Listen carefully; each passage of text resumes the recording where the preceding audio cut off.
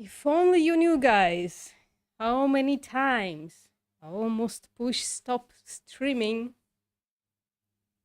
right after the opening is done. Have to stop myself every fucking time. Hello, Big Dream. Hi, Tone. Hello, The Real Thing. The Real Thing, I'm gonna throw you under the bus once the people come in a little bit more. I hope you are here for that. How's everybody doing? I'm gonna tell you, it's so hot today that I kind of can't believe that I'm wearing this shirt. I don't know if and the Real Thing says that he's making soup. That makes me sweat even more. Holy shit. It's so fucking hot. I have a fan on me to blow the little hair and to try to cool me down, mostly unsuccessfully. But it's so fucking hot that I will tell you in a second exactly what the temperature is right now. It's 40. No, hold on. That can't be. That was in the morning. It must be more. Oh, it's less. Actually, it's 35.6 in the sun. In the morning, it was a whopping 40.7 degrees in the sun. That's incredible. How amazing is that? That's hot. That's hot. And people are still somehow denying the facts of global warming or whatever it's called now, climate change. It's fucking insane. All right. I guess that's all we're gonna get. So, is your brain functioning adequately to be logical chatter? Well, I'm gonna tell you what. I've been doing formal logic since 2 o'clock. We'll see how long I get to stay today. Yeah, the brain is functioning. The brain is functioning pretty fucking well since I started actually fucking letting it rest, letting it sleep once in a while. Do I look like I'm melting? Well, not yet. I'm a bit damp. actually do surprisingly well in heat, in the hot climate. Oh shit. Somebody's gonna clip that. Well, the friend is not here yet, so that's okay. Um. So yeah, I'm doing okay in hot climate. I'm a damp, definitely. I'm hot, not melting. Yesterday I was melting. Yesterday the heat was radiating from all the walls. Today maybe I got a little more acclimated, but the temperatures are pretty much the same. It's even a little bit cooler right now. Maybe it was whopping 40.7 degrees in the sun earlier. That was fucking insane. I am hot. I'm very hot. Anyways, guys. So, why am I gonna throw the real thing under the bus? Because he sent me this new book. And the thing is, it's different from the regular book that we were reading so far. And it has all this important shit in it that we haven't read yet, that would have been incredibly useful for everybody's understanding of what we're doing, even. What the fuck? Why the fuck are we doing this, right? And all kinds of other stuff. So, everybody thank the real thing, because for the next 2 weeks or 2 live streams, we're gonna go through those very important concepts. Which means we're kind of starting from a little bit, not entirely from scratch, but kind of from scratch. There you go. Put the blame on the real thing. Let's continue. I'm sorry, the real thing. But it is true. So I have a list of 3 things today. There you go. It's the other way around for you, but that's okay. I can read it. And we're gonna go through it. So, in the last book, we talked about logical validity. Here, it's called formal validity. And the one concept we kind of touched a little bit, but didn't name it and didn't talk about it enough, is soundness of an argument. So just to remind everybody, formal validity is when if the propositions are true, then a conclusion also must be true. Therefore, the argument would be formally valid. If a conclusion from 2 true arguments is, or any amount of true arguments is false, then the argument is not valid or not formally valid. Soundness, though, talks about something else. So I pre-read this, so we're gonna go through it relatively quickly. Not like I'm not gonna struggle. Let's just say that I'm not gonna struggle. You're not gonna look at me struggling and trying to remind me to read on. I already went through it, and it's relatively simple. So I'm gonna make it a little bigger. No, that's as big as we're gonna go. Yeah. Before we go on to and execute this strategy, I'm not sure what strategy they're talking about. I'm guessing about formal validity. A few clarifications. Arguments in our sense as conclusions which supposedly follow from premises are, of course, used all the time in everyday and scientific discourse. When arguments are given to support or even prove their conclusions. Now, if an argument is valid, it will support its conclusion, but only if its premises are all true. Validity rules out the possibility that the premises are true and the conclusion is not true at the same time. Yeah. It does not by itself rule out the possibility that the conclusion is not true. Period. In other words, it is perfectly possible for a valid argument to have a conclusion that isn't true, because the premises aren't true. All we're doing with validity is asking, well, if the premises are true, then conclusion also must be true. That would be valid. If not, hey, friendo, you missed a tidbit. But that's okay. You missed something you could have clipped and used against me, as you usually do. But that's okay. That's okay. Friendo, what we're doing is, thanks to Steve, thanks to the real thing, we're going back and reading a few more concepts from this book, because we missed it because we read a different book. That's what we are doing. It's perfectly possible. Okay, consider this example. Oranges are either fruit or musical instruments. Oranges are not fruit. Therefore, oranges are musical instruments. The conclusion of this argument is ridiculous. Nevertheless, it follows from the premises. If both premises are true, then the conclusion just has to be true, so the argument is valid. Conversely, having true premises and true conclusion is not enough to make an argument valid. Consider this example. London is in England, Beijing is in China. Therefore, Paris is in France. The premises and conclusion of this argument are, as a matter of fact, all true, but the argument is invalid. If Paris were to declare independence from the rest of France, then the conclusion would no longer be true, even though both of the premises would remain true.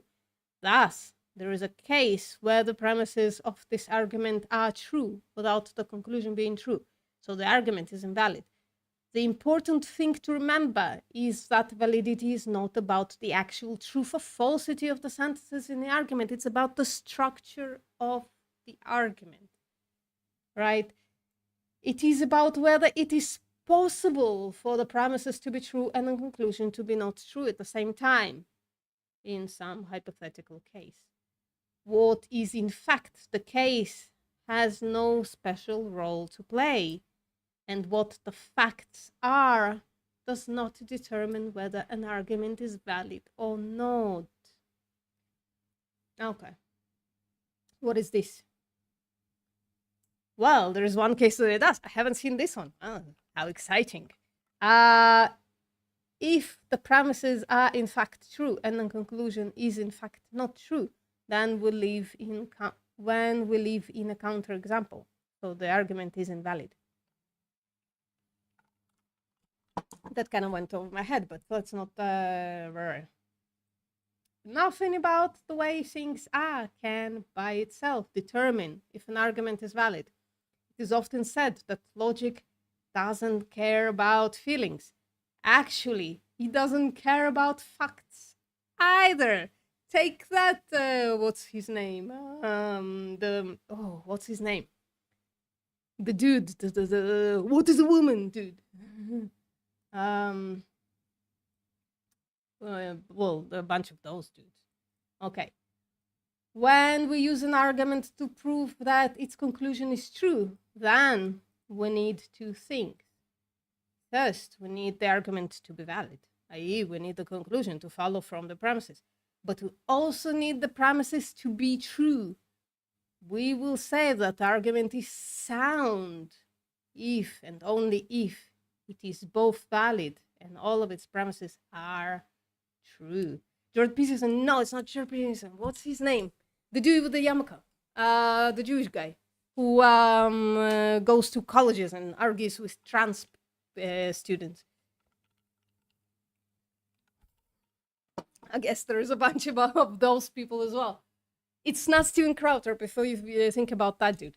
Yeah, but Ben, what's his name? Holy shit. I'm so glad I don't remember. No, it's refreshing to not remember his name. Ben, what's his name? Ben Shapiro. There you go. Well, pig's dream for the win. Thank you, I appreciate it. Okay. So, we will say that the argument is sound if and only if it is both valid and all of its premises are true. The flip side of this is that when you want to rebut an argument, you have two options. You can show that one or more of the premises are not true, or you can show that the argument is not valid. Logic, however, will only help you with the latter. You actually have to be smart to do the former, unlike our friend Ben Shapiro. Okay. The next, oh, this was fast, right? We're going fast. The next one is hold on, let me close that shit. Here.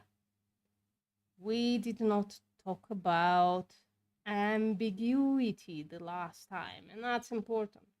So first of all, one thing to tell everybody, the thing that we used to call SL, we no longer call it SL, we call it TFL now.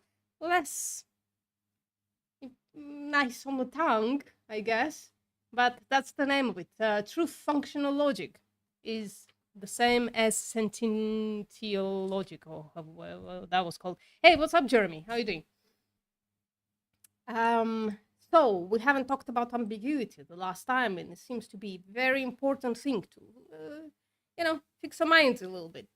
So in English, sentences can be ambiguous, i.e. they can have more than one meaning. This is when I was reading this is my favorite thing, because it's talking about stupid word games. It's the thing, it's my favorite thing, it's my catchphrase. So this is what it's talking about. When a word is ambiguous, you gotta disambiguate it. So in English, sentences can be ambiguous, i.e. they can have more than one meaning. There are many sources of ambiguity. One is lexical ambiguity. A sentence can contain words which have more than one meaning. For instance, bank can mean the bank of the river or a financial institution. So I might say that I went to the bank when I took a stroll along the river, or when I went to deposit the check. Depending on the situation, a different meaning of bank is intended. And so the sentence, when uttered in this different context, expresses different meanings, right? A different kind of ambiguity is structural ambiguity. This arises when a sentence can be interpreted in different ways, and depending on the interpretation, a different meaning is selected. A famous example due to Noam Chomsky is the following: flying planes can be dangerous. There is one reading of which flying is used as an adjective which modifies planes. In this sense, what's claimed to be dangerous are aeroplanes which are in the process of flying. In another reading, flying is gerund, I guess, which is a word I learned today. That's awesome. What's claimed to be dangerous is the act of flying a plane. In the first case, you might use the sentence to warn someone who's about to launch a hot air balloon. In the second case, you might use it to counsel someone against becoming a pilot. When the sentence is uttered, usually only one meaning is intended. That's why it's important to ask your opponent, what the fuck do they mean by that? Hey, Bianca. Bianca. Well, I'll let Steve clue you in on what we're doing. You're not gonna like it, though. When a sentence is uttered, usually only one meaning is intended. Which of the one possible meanings an utterance of a sentence intends is determined by context, or sometimes by how it's uttered, which parts of the sentence are stressed, for instance, right? So intonation is what? Okay, Bianca. So because Steve gave us a new book, right? It's similar to the old book, but it's not the exact same. So I have to go through a few chapters to give us a little bit more time to learn, I guess. So for the next two live streams, that's what we're gonna do. We're gonna go back and read things that we missed in this book, but we're going incredibly fast. And I made compilation later, like summation, because I read this already. I understand it. It's fine. No, not 10 episodes. Just 2, I think. Kind of depends. I've looked into natural deduction of TFL. That's where the complex shit that I haven't reread yet. And it might add another stuff in there as well.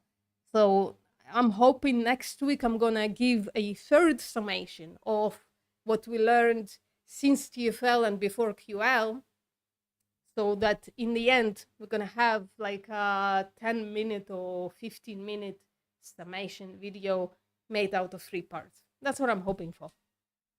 And I made it fun because I put myself in there and I call myself condescending and not vegan and all kinds of shit. So it's a little fun. I hope this isn't going to negatively impact my relations with people here. Listen, everything is the real thing's fault here. Nah, don't worry. People know better. Right. Often one interpretation is much more likely to be intended. And in that case, it will even be difficult to see the unintended reading. Ah, fuck, I forgot to mute my Discord. Hold on. It's Steve complaining about me shocking him underwater. Oh, no, not really. But I'm gonna mute it anyways. Sorry. Okay. You can't hear it. I know you can't because the comp sounds turned off, but I can hear it and it's annoying. So, often one interpretation is much more likely to be intended, and in that case, it will even be difficult to see the unintended reading. This is often the reason why a joke works, as in this example from Groucho Marx. One morning, trigger warning of animal abuse. One morning I shot an elephant in my pajamas. How he got in my pajamas, I don't know. Well, because you're an animal abuser, so maybe you deserve it. Okay, so ambiguity is related to, but not the same as, vagueness. An adjective, for instance, rich or tall, is vague when it is not always possible to determine if it applies or not. For instance, a person who's 6'4", and they give us inch and then I give us 1.9 meters. Sorry. Tall is pretty clearly tall, but a building that size is tiny. Here, context has a role to play in determining what the clear case and clear non-cases are.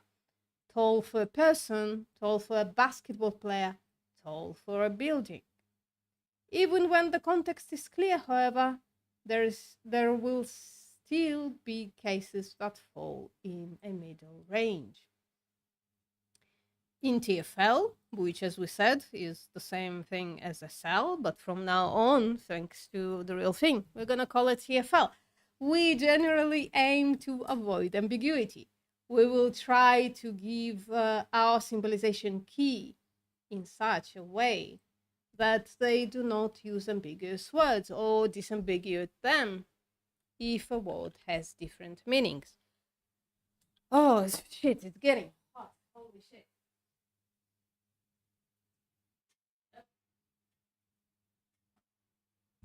Sorry, it's also getting dark for some reason. It's still huge amount of light outside, but it got a little dark. Where was I? All right. So we will try to give a symbolization key in such a way that they do not use ambiguous words or disambiguate them if a word has different meanings. So, example, your symbolization key will need 2 different sentence letters for Rebecca went to the money bank and Rebecca went to the riverbank. Vagueness is harder to avoid since we have stipulated that every case and later every valuation, whatever that means, must take every basic sentence or sentence letter either true or false and nothing in between. We cannot accommodate borderline cases in TFL. It is an important feature of sentences of TFL that they cannot be structurally ambiguous. Every sentence of TFL can be read in one and only one way. I fucking love that. I hate when people play word games. This feature of TFL is also a strength. If an English sentence is ambiguous, TFL can help us make clear what the different meanings are. Although we are pretty good at dealing with ambiguity in everyday conversation, avoiding it can sometimes be terribly important. Logic can then be usefully applied. It helps philosophers to express their thoughts clearly, mathematicians to state their theorems rigorously, and software engineers to specify loop conditions, database queries, or verification criteria unambiguously. Stating this without ambiguity is of crucial importance in the law as well. So, there's a little story here about somebody who got killed for treason. Here, ambiguity without exaggeration ambiguity can, without exaggeration, be a matter of life and death. Here is a famous example of where a death sentence hinged on the interpretation of an ambiguity in the law. Roger Casement was a British diplomat who was famous in his time for publicizing human rights violations in the Congo and Peru. How he's gonna pay for it with his life, for which he was knighted in 1911. He was also an Irish nationalist. In 1914-16, Casement secretly traveled to Germany, with which Britain was at war at the time, and tried to recruit Irish prisoners of war to fight against Britain and for Irish independence. Upon his return to Ireland, he was captured by the British and tried for high reason. I inadvertently lied. He wasn't tried for fighting for human rights. Well, he kind of was, but he was also trying to recruit people to fight for human rights. All right. So the law under which Casement, what a weird name. Never heard of it before. The law under which Casement was tried is the Treason Act of 1351. That's a long time to not update the law, isn't it? Oh, more than 600 years you haven't updated the law. That's insane. That act specifies what counts as treason, and so the prosecution had to establish at trial that Casement's actions met the criteria set forth in the Treason Act. The relevant passage stipulated that someone is guilty of treason if a man is adherent to the king's enemies in his realm, giving to them aid and comfort in the realm or elsewhere. Casement's defense hinged on the last comma in this sentence. Oh shit, I lost. All right. Oh, we lost everything for a second, but it's okay now. Yeah. On the last comma in the sentence, which is not present in the original French text of the law from 1351. It was not under dispute that Casement had been adherent to the king's enemies. But the question was whether being adherent to the king's enemies constituted treason only when it was done in the realm or also when it was done abroad. The defense argued that the law was ambiguous. They claimed, I think that's they claimed ambiguity hinged on whether or elsewhere attached only to the giving aid and comfort to the king's enemies, the natural reading without the comma, or to both being adherent to the king's enemies and giving aid and comfort to the king's enemies, the natural reading with the comma. Oh, this is getting a little boring because, oh fuck, I went through it really quick and it was kind of interesting, but now it's getting better. Although the former interpretation might seem far-fetched, the argument in its favor was actually not unimpressive. Unpersuasive, sorry. Nevertheless, the court decided that the passage should be read with the comma, so Casement antics in Germany were treasonous, and he was sentenced to death. Shit. Casement himself wrote that he was hanged by a comma. At least he kept his sense of humor. We can use TFL to symbolize both readings of the passage and thus to provide a disambiguation. First, we need the symbolization key. A. Casement was adherent to the king's enemies in the realm. G. Casement gave aid to the comfort of the king's enemies in the realm. B. Casement was adherent to the king's enemies abroad. And H. Casement gave aid and comfort to the king's enemies abroad. The interpretation accounting to which Casement's behavior was not treasonous is this. So, what is this? Either, let me read it out. Either,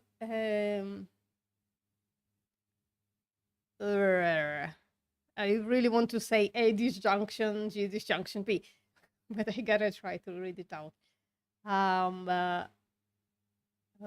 Either Casement was adherent to the king's enemies in the realm, or he gave aid and comfort to the king's enemies in the realm and abroad.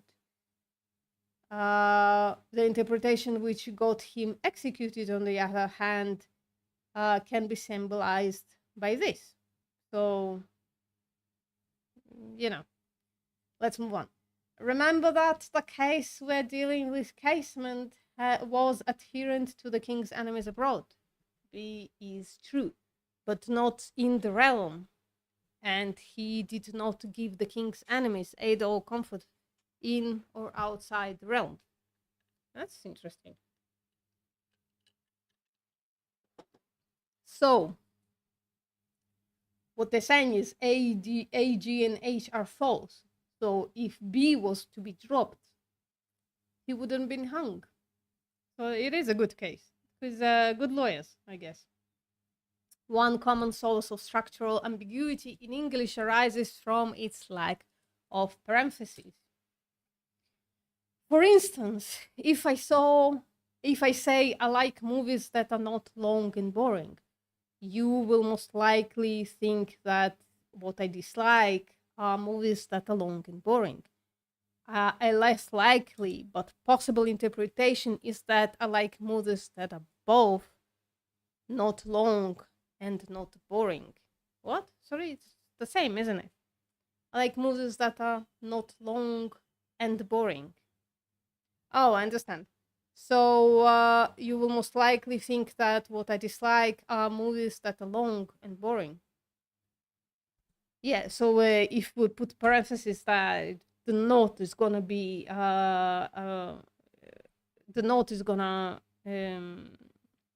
be for both long and boring. But if you don't put parentheses there, you can say not long is one thing, but boring is another. So he can say that he likes movies that are not long, but he likes the boring movies. So that's fine. A less likely but possible interpretation is that I like movies that are both A, not long, and boring. The first reading is more likely because who likes boring movies? But what about, boring movies? Some people like it. Well, boring is also a little bit, of a subjective experience, and logic doesn't care about your feelings, I guess. Oh, we lost everything again. I'm so sorry. Oh, shit. Hold on. Hold on. We're back. So just so that you know what's happening. And nobody panicked. How fucked up is that? Yeah. My connector to this screen, I have the screen here, and I just tilted it up because a corner of it was in the camera like this. See, there's a corner. I'm gonna leave it there now because the connector of it is incredibly sensitive, and it just goes off, and just everything in this computer just just disappears once it's off. Oh my god, my pink lemonade! It had 4 huge ice cubes in it. There's barely anything left, but it's actually it's cooling down, so it's getting better. Oh, were you looking out the window? I'm boring Bianca so much. Holy shit. Bianca, why are you here? Bianca prefers to look out the window than listen to me. Oh, you fed your birds 10 minutes ago. Yeah, birds are definitely more interesting than I am. I'm totally not insulted, Bianca. I'm joking with you, of course. Everything is a joke. I know that you don't like this logic lessons, but you're here anyways for some reason. Yeah, birds. Cute, very cute. All right. I am. Oh, this is going on for a while. Okay. I haven't read this part, but let's do it anyways. But what about I like dishes that are not sweet and flavorful? Here, the more likely interpretation is that I like savory, flavorful dishes. Not savory, flavorful dishes. Okay. Of course, I could have said that better. For example, I like dishes that are not sweet, yet flavorful. Similar ambiguities result from the interaction of and with or. For instance, I suppose I ask you to send me a picture of a small and dangerous or stealthy animal. Of a small and dangerous or stealthy animal. Would a leopard count? It's stealthy. They're stealthy, but not small. Sorry, this is slightly carbonated. So I get a little bit of a burpy burp. So it depends whether I'm looking for small animals that are dangerous or stealthy. Leopard doesn't count. Or whether I after either a small dangerous animal or a stealthy animal of any size. These kinds of ambiguities are called scope ambiguities, since they depend on whether or not a connective is in the scope of another. For instance, the sentence Avengers Endgame is not long and boring. Do you agree? I haven't watched it. Oh, you just felt why panic. You were listening, so there's no sound issues. Yeah.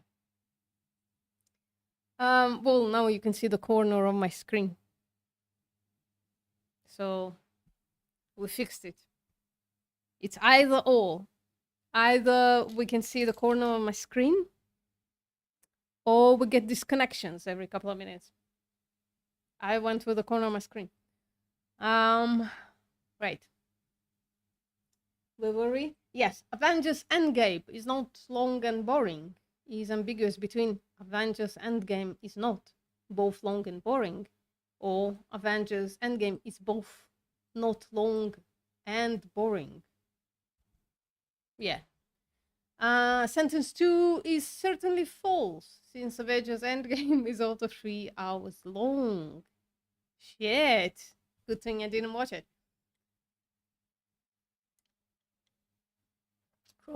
Ice cube.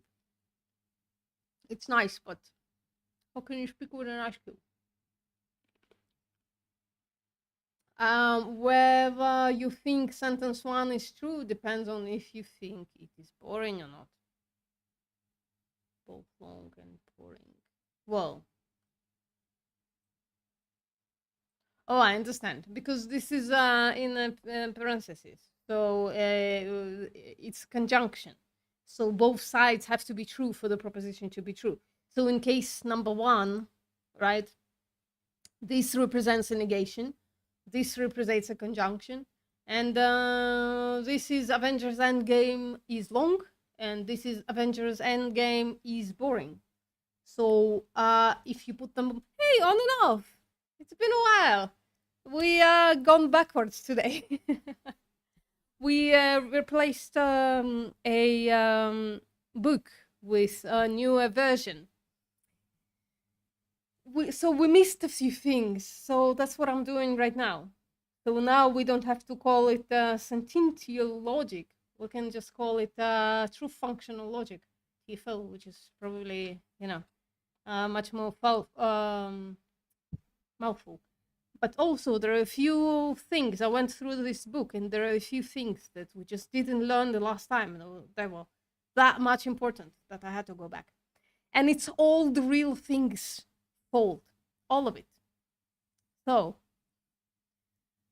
in this case, both of the sides, both long and boring, has to be true for the proposition to be true. So sentence true depends on if you think it's boring or not. They use symbolization key, blah, blah, blah. It's what I explained just now. Sentence 1 can now be symbolized like this. That's true. Whereas sentence 2 is symbolized like this. Only long is negated, and boring is... so it's either not long or boring. That's what this means. In the first case, the disjunction is in the scope of negation. In the second case, negation is in the scope of disjunction.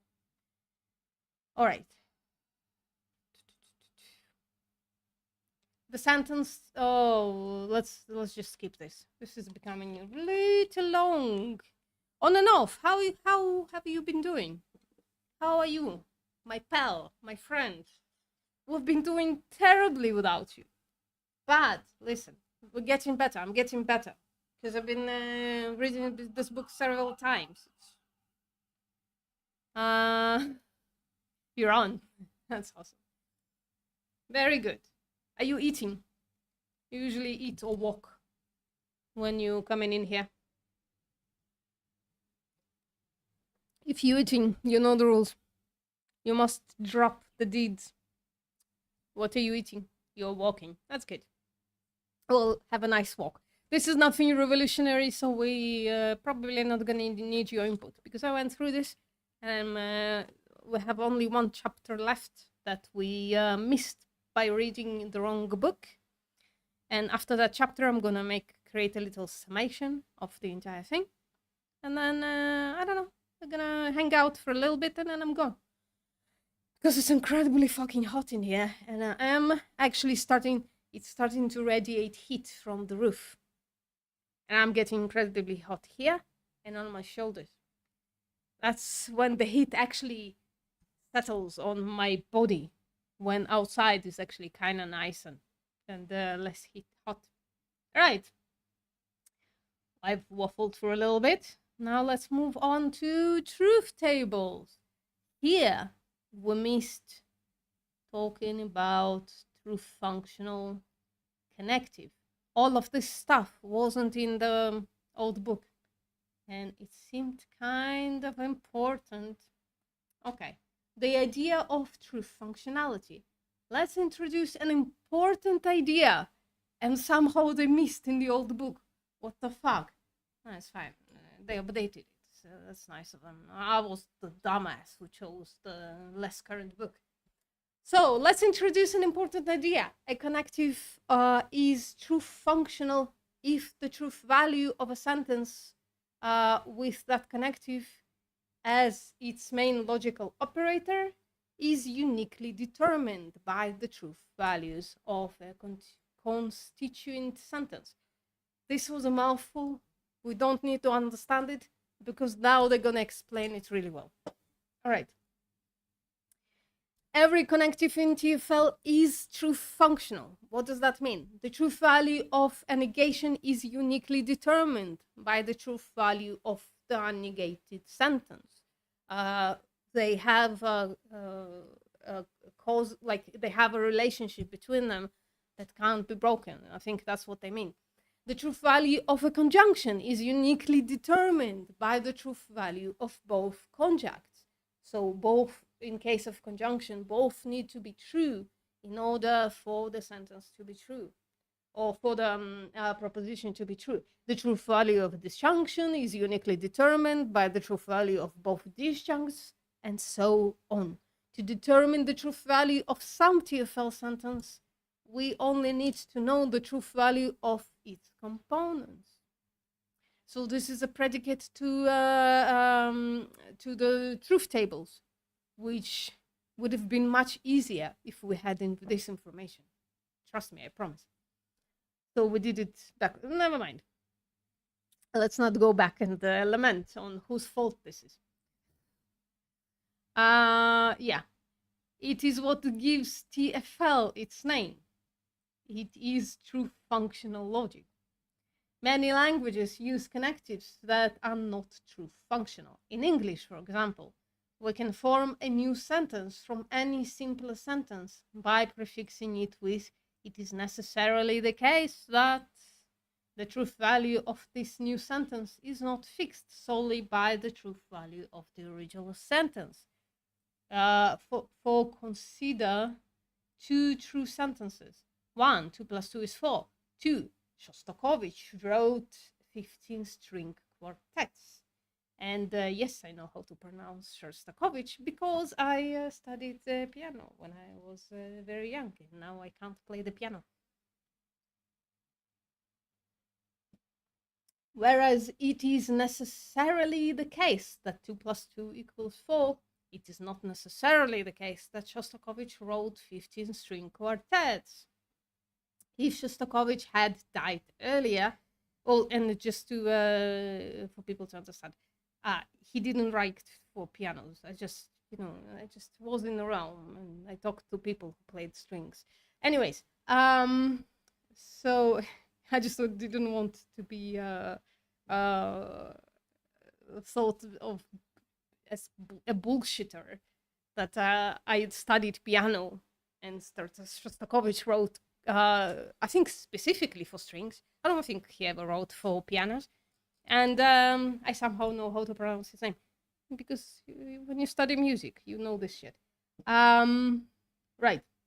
If Shostakovich had died earlier, he would have failed to finish quartet number 15. If he had lived longer, he might have written a few more. So it is necessarily the case that it is not true functional. All right. Symbolizing versus translating is also an incredibly important thing that would have really helped if we knew before starting this endeavor. So all of the connectives in TFL are true functional, as we just spoke about it, but more than that, they really do nothing but map us between truth values. I didn't understand that sentence, but it's not important. When we symbolize a sentence or an argument in TFL, we ignore everything besides the contribution that the truth values of a component might make to the truth value of the whole. There are subtleties to our ordinary claims that far outstrip their mere truth values. Sarcasm, poetry, snide implicature, emphasis. These are important parts of everyday discourse, but none of this is retained in TFL. As remarked in chapter 5, we haven't gotten there yet, TFL cannot capture the subtle differences between the following English sentences. Dana is a logician and Dana is a nice person. Although Dana is a logician, Dana is a nice person. Dana is a logician despite being a nice person. Dana is a nice person but also a logician. Dana's being a logician notwithstanding, he's a nice person. All of the above sentences will be symbolized with the same TFL sentence. Perhaps L disjunction. L disjunction N. Now we keep saying that we use TFL sentences to symbolize English sentences. Many other textbooks talk about translating English sentences into TFL. However, a good translation should preserve certain facets of meanings. And as we just saw, TFL just cannot do that. They're throwing a little shade at the rest of the books, aren't they? Well, good for them. I guess they know their worth. This is why we will speak of symbolizing English sentences rather than of translating them. This affects how we should understand our symbolization keys. Consider a key like L, Dana is a logician, and Dana is a nice person. Other textbooks will understand this as a stipulation that TFL sentence L should mean that Dana is a logician, and that TFL sentence N should mean that Dana is a nice person. But TFL just is totally unequipped to deal with meaning.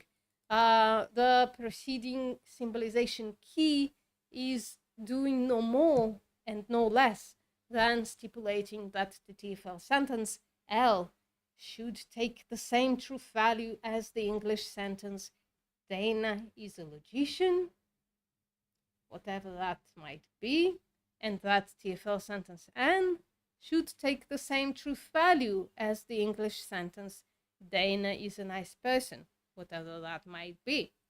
Right. So, in summation, when we treat a TFL sentence as symbolizing an English sentence, we are stipulating that the TFL sentence is to take the same truth value as that English sentence. Right. Now, this part is incredibly important. Well, all of them are. Otherwise, I wouldn't be doing this, going back. Shit. We want, indicative versus subjunctive conditionals. This is going to fix our brains. This is not just going to help us with truth tables and all that stuff. This is actually incredibly important, I think, in real life, in having discussions. And I can't believe I didn't know this before.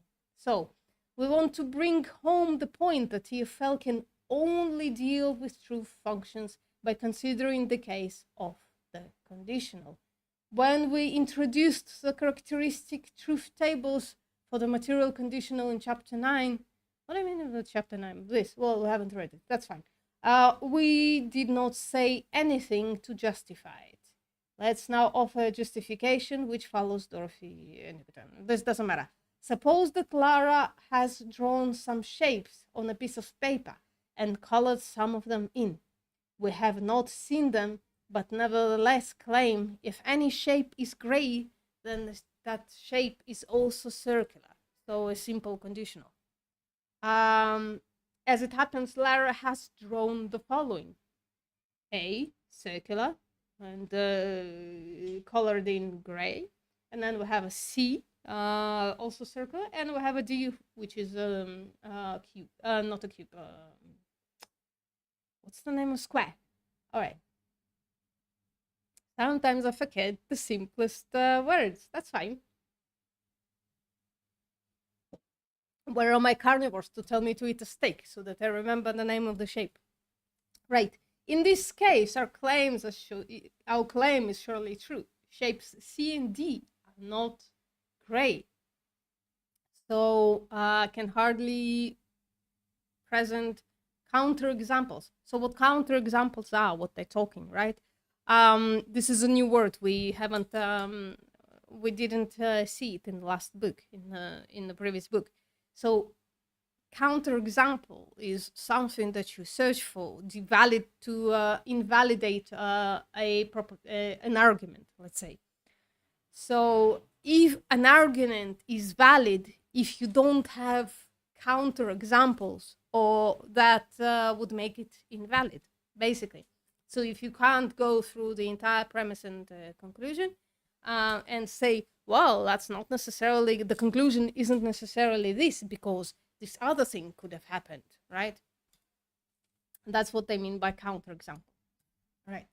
So shape C and D are not gray, and so can hardly present counter examples to our claims. Shape A is gray, but fortunately it's also circular. So our claim has no counterexamples. It must be true. That means that each of the following instances of our claim must be true too. If A is gray, then it is circular. True antecedent, true consequent. If C is gray, then it's circular. False antecedent, true consequent. This means that the conditional is true. Oh no, false. No, this means the conditional is false, isn't it?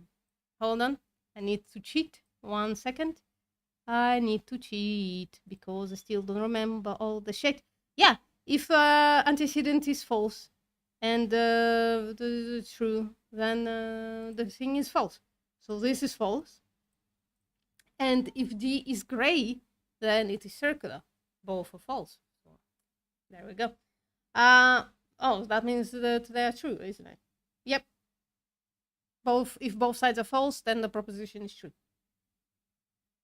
However, if Lara had drawn a fourth shape, thus B, which is a square, and it's also gray, then a claim would have been false.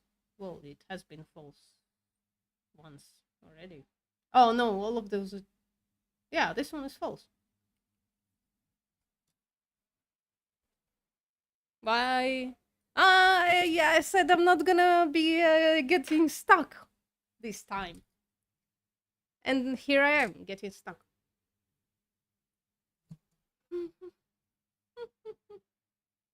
All right, let's just move on. Like nothing happened just now. All right. All right, and then a claim is false. So this claim must also be false. If B is gray, then it is circular. True antecedent, false consequent, which means the entire thing is false. So recall that every connective of TFL has to be truth functional. This means that the truth values of the antecedent and consequent alone must uniquely determine the truth value of the conditional as a whole. Thus, from the truth values of our four claims, which provide us with all possible combinations of truth and falsity in the antecedent and consequent, we can read off the truth table for the material conditional. What this argument shows is that conditional is the best candidate for the truth functional conditional. Otherwise put, it is the best conditional that TFL can provide. Okay, but is it any good as a surrogate for the conditionals we use in everyday language? Consider the two sentences, and I'm sorry, it's gonna become very clear really in a second. I apologize for boring you the shit out of you. Okay, unlike what I usually do. If Hillary Clinton had won the 2016 election, then she would have been the first woman president of the United States. Sentence 2. If Hillary Clinton had won the 2016 election, then she would have turned into a helium-filled balloon and floated away into the night sky. Sentence 1 is true, sentence 2 is false, but both have false antecedents and false consequence. Hillary did not win. She did not become the first woman president of the United States, and she did not got filled with helium and flown away. So the truth value of the whole sentence is not uniquely determined by the truth value of the parts, which is a problem in TFL. The crucial point is that sentences 1 and 2 employ subjugative conditional. subjunctive conditionals rather than indicative conditionals. And I actually summarized that. I'm going to say it now, despite going through the thing later, because it doesn't really explain what those words mean. So indicative conditional is the thing that discusses only things that could be true. Example, VPM is vegan. If VPM is vegan, then they are condescending. Subjunctive conditional, or also called as counterfactual conditional, discusses what would have been true under different circumstances. So kind of like in the show Counterpart or many other shows, or what's the Revolving Doors or whatever that movie was called. So discusses what would have been true under different circumstances. So for example, if VPM would have gone vegan sooner, maybe they would be less condescending. Unlikely. I used to be a piece of shit. So, but let's hold on. Yeah, let's come back to this now that we know what this word means. So the crucial point is that sentences 1 and 2 employ subjunctive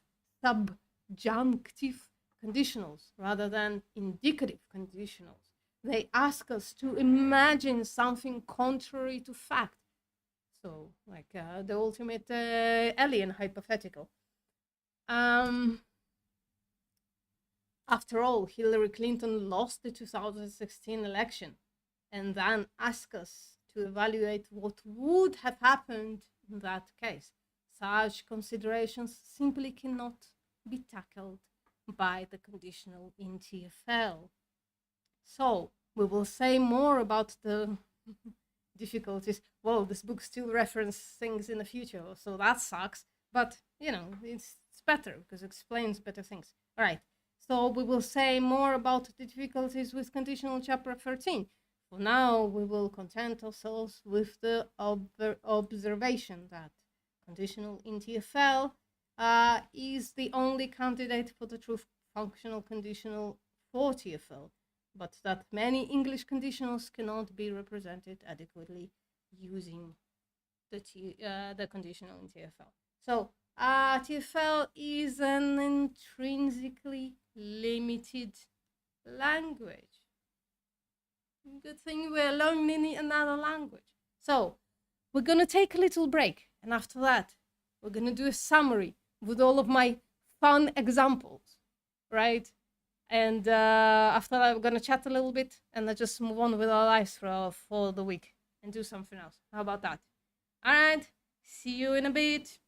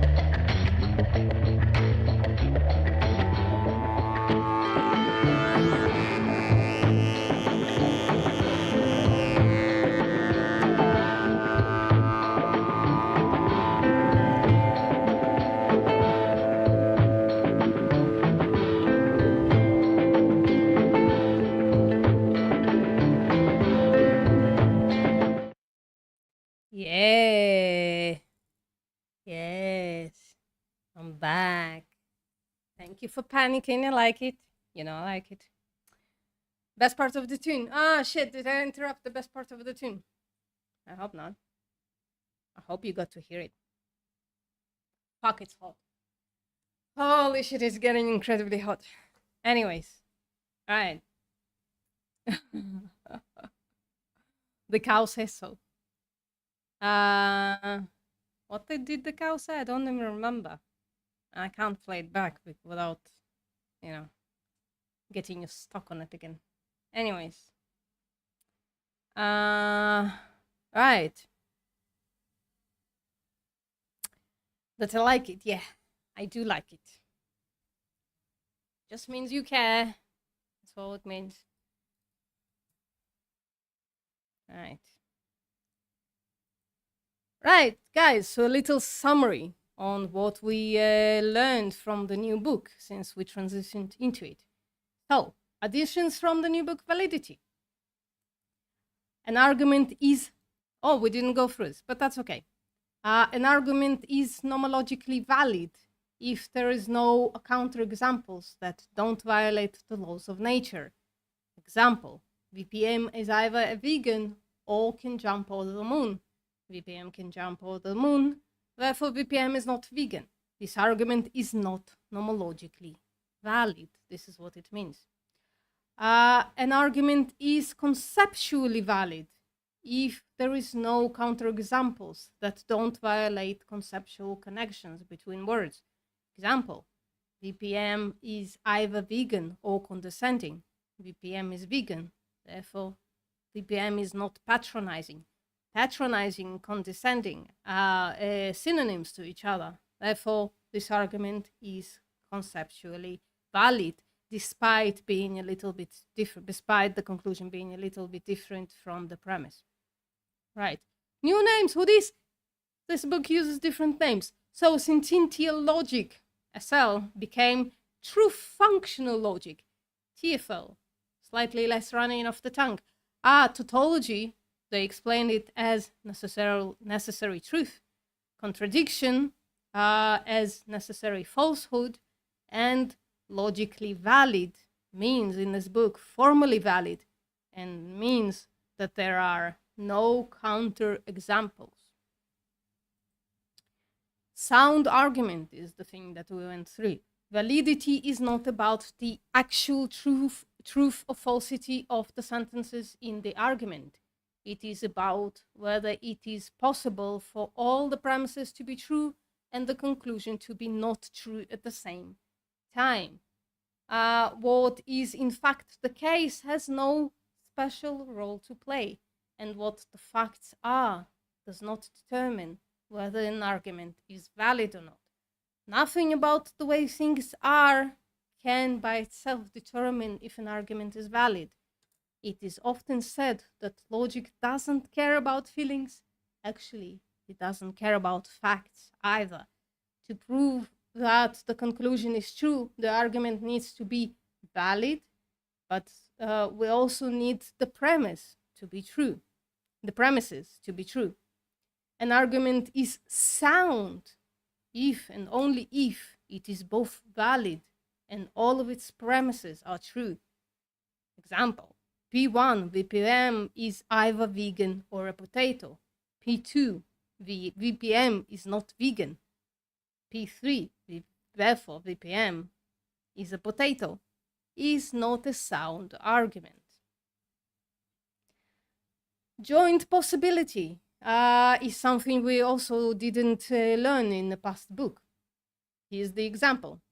VPM is the only vegan in their family. VPM is not the only vegan in their family. So those two sentences can't both be true. Only one of them, the sentences can. They are jointly impossible. Sentences are jointly possible if and only if there's a case where they are all true together. Ambiguity. So there are many types of ambiguity, but lexical ambiguity, when a word has more than one meaning. Example, VPM has a box. Could be a rectangular cardboard container, or could be another thing. Structural ambiguity is when a sentence can be interpreted in different ways. Example, annoying vegans can be dangerous. Meaning one, annoying is an adjective. The sentence is talking about how vegans who are annoying can be dangerous. Meaning two could be annoying as a gerund or gerund, I don't know. This sentence is talking about how this sentence is talking about how the act of annoying the vegans can be dangerous. Ambiguity is not the same as vagueness. A vague word is one that requires a reference. Short can describe VPM or their patients, and those are not going to be the same range. In TFL, which is a cell, we'll try to avoid ambiguity, but it's harder to avoid vagueness. The idea of truth functionality.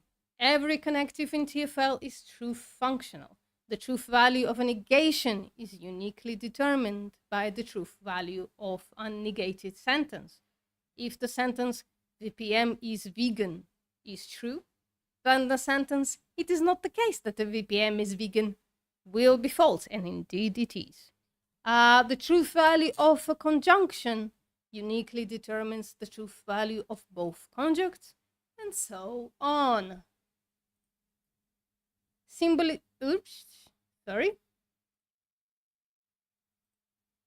Symbolizing versus translating. This is a very important context, concept that we just learned. In TFL, we ignore sarcasm, poetry, snide, implicature, emphasis. These are important parts of everyday discourse, but none of this is retained in TFL. All of these sentences will be symbolized in the same way in TFL. VPM is vegan and is not condescending. Although VPM is vegan, VPM is also not condescending.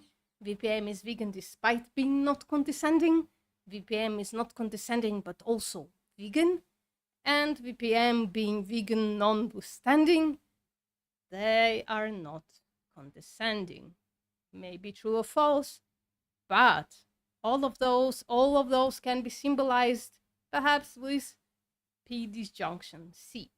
Therefore, in TFL, we symbolize the English language and don't translate it. Indicative versus subjunctive conditionals. Indicative conditional discusses only things that could be true. Example, if VPM is vegan, then they're condescending. Subjunctive conditional or counterfactual conditional discusses what would have been true under different circumstances. For example, if VPM would have gone vegan sooner, maybe they would be less condescending. In the case of subjunctive conditional, the truth value of the whole sentence is not uniquely determined by the truth value of the parts. There we go. There we go.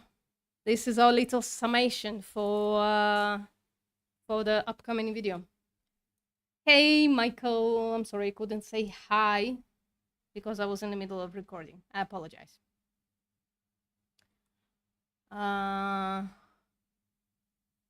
What's happening? Well, the kettles. Well, there you go. Kettle prawn. And you know where we're getting. I said prawn and I typed prawn. Is there such a thing? Kettle prawn? No, not really. Just other stupid shit. What? Michael, you forgot that kettle has two meanings, which is something that we learned about today. This is also a kettle bell. It's a kettle bell. Anyways, let's look for glass kettles. Because that's what's on Michael's mind lately. Don't ask us why. Don't ask us why, but look at that. Wow, that's pea color. That's the color of pea for sure. It's the color of pea in this heat. That's what it is.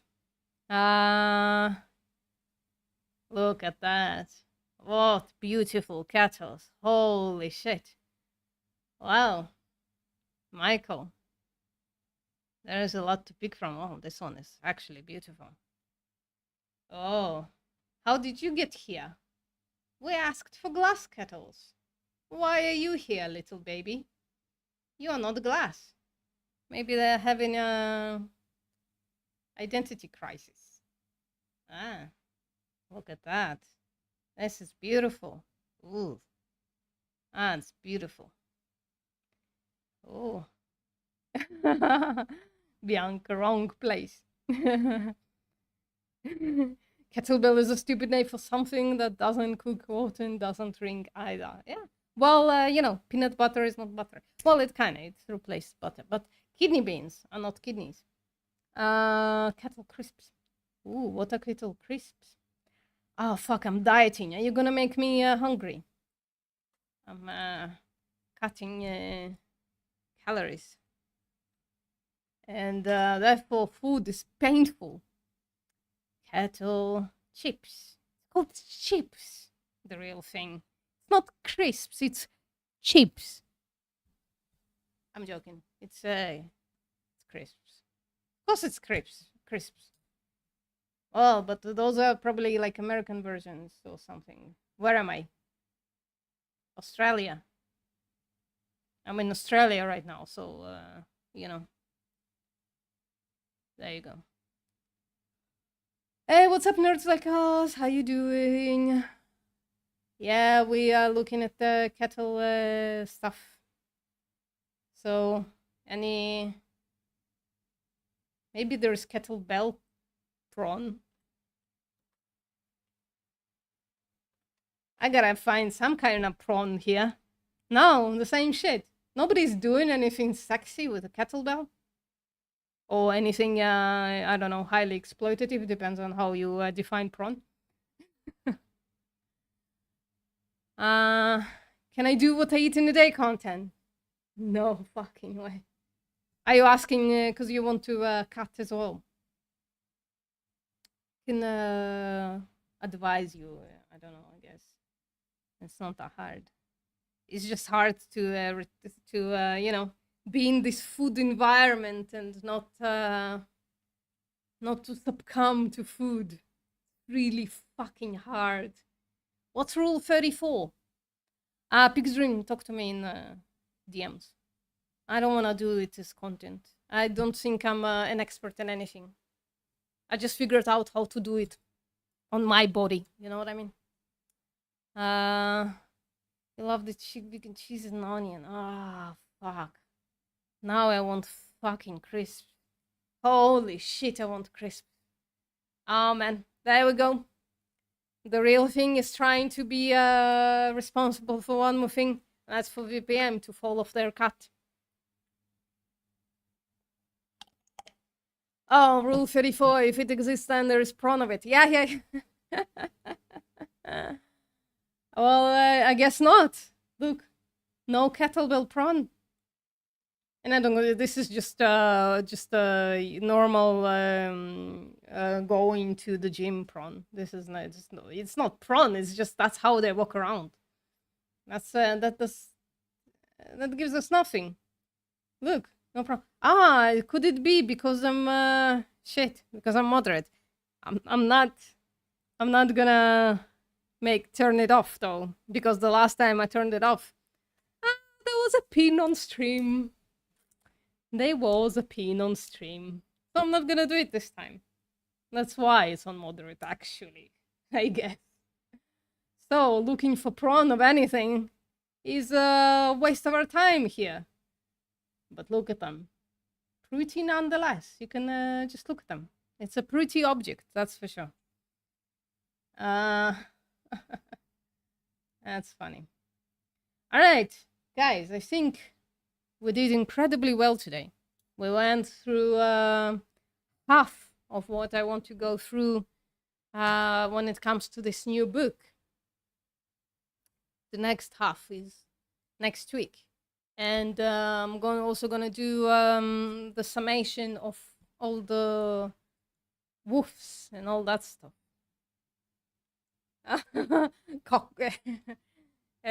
Blocked by settings. Yeah. for sure. Well, I blocked by me who created the settings because the last time I didn't have the settings. Pin was on the stream. I don't know if YouTube does anything with it. Could be that's the reason that, this channel doesn't progress. Probably not, though.